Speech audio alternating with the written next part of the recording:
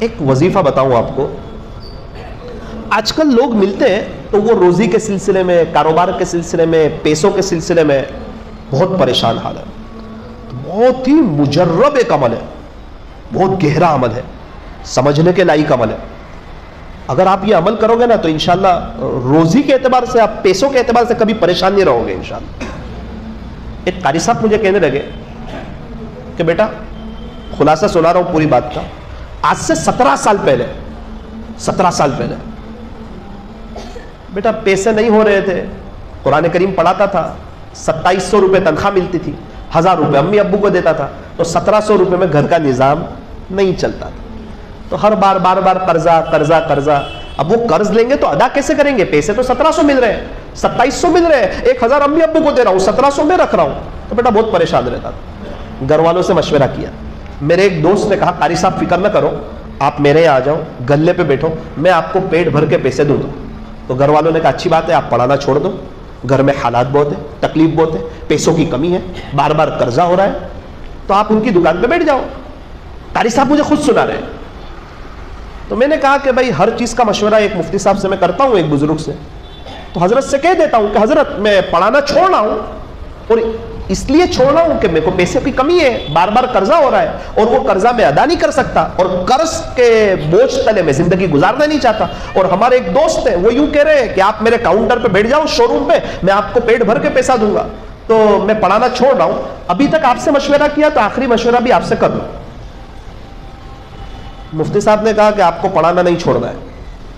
تو کہا حضرت اگر میرے پیسے کا مسئلہ حل ہو جائے تو میرا ارادہ بھی نہیں ہے پڑھانا چھوڑنا، میں نہیں چھوڑنا چاہتا پڑھانا، میں تو بچوں کو پڑھا رہا ہوں قرآن کریم، کتنے بچے حافظ ہو گئے، کتنے بچے قاری کلاس پڑھ رہے ہیں، میں خود نہیں چاہ رہا ہوں لیکن مجبوری ہے، پیسے نہیں ہو رہے. چلو میں آپ کو ایک عمل بتاتا ہوں، بولے 3 عمل کر لو. ٹھیک ہے مفتی صاحب بتاؤ. پہلا عمل، آپ کی جتنی تنخواہ ہے نا، جب آپ کو تنخواہ ملے نا مہینے کے آخر میں، اس میں سے 2.5% اللہ کے لیے نکالنا. میں نے کہا مفتی صاحب یعنی؟ بولے 1000 پر 25 روپے.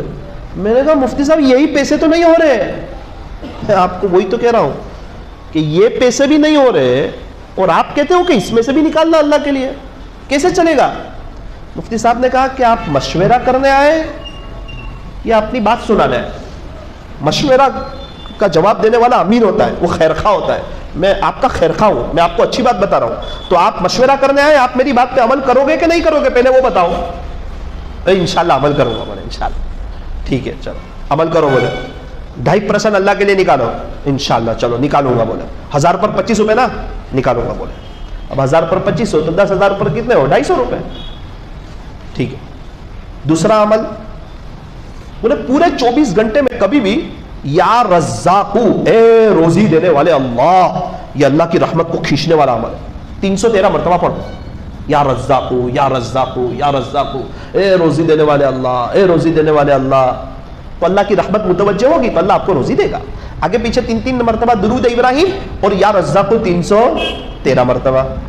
بہت اچھا. تیسرا عمل آخری، 2 رکعت چاشکی پڑھو. 10 سے 12 میں 2 رکعت چاشکی پڑھو، اور پہلی رکعت میں سورہ فاتحہ کے بعد 7ویں پارے میں ہے، 5واں رکوع ختم ہوتا ہے وہاں، ربنا انزل علینا مائدۃ من السماء تکون لنا عیدا لاولنا وآخرنا وآیۃ منک وارزقنا وانت خیر الرازقین. پیارے اللہ آپ ہمیں روزی دیجئے کیونکہ بے شک آپ ہی بہترین روزی دینے والے ہیں. اتنا پڑھو، 2-3 لائنیں، اور رکوع کر دو. اور دوسری رکعت میں سورہ فاتحہ کے بعد 12ویں پارے کی پہلی آیت، وَمَا مِن دَابَّةٍ فِي الْأَرْضِ إِلَّا عَلَى اللَّهِ رِزْقُهَا وَيَعْلَمُ مُسْتَقَرَّهَا وَمُسْتَوْدَعَهَا كُلٌّ فِي كِتَابٍ مُبِينٍ، جس میں اللہ تعالیٰ نے ہر جاندار سے رزق کا وعدہ کیا ہے. اللہ تعالیٰ نے رزق کی ذمہ داری لی ہے. یہ دونوں آیات اللہ کی رحمت کو کھینچنے والی ہے. خلاصہ ہے کہ اس کی برکت سے اللہ آپ کو مالا مال کر دے گا. تو آپ اس طرح 2 رکعت پڑھو.